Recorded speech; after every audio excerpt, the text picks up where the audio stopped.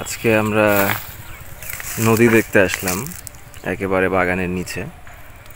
আসার পরে ওই যে আমার বন্ধুর পাখির চোখ, সে দেখে এখন পেয়ারার সিজন খুব ছোট, মানে গাছে কেবল ধরছে, কিন্তু এর মাঝেই ও দেখে ফেলছে 4টা পেয়ারা আছে। এই যে এখান থেকে আমরা দেখতে পাচ্ছি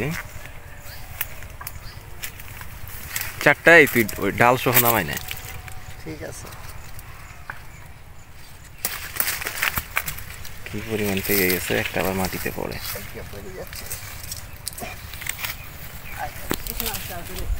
ওইদিকে আর একটা আছে, এটা অনেক বড় সাইজ। নিয়ে যেতে পারবি? চেষ্টা করতে হবে।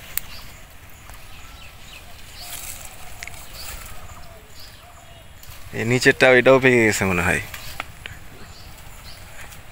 এখন নিয়ে যাবে না, কষ্ট হয়ে যাবে।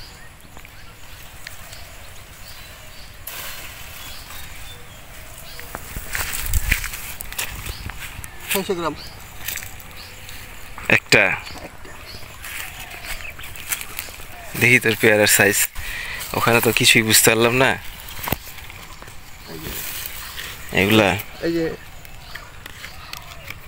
আরে কত ভারী রে।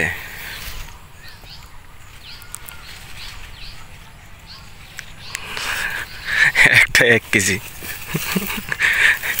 এগুলার যখন আগে তোর ওইরকম নাম ছিল কাজি পেয়ারা।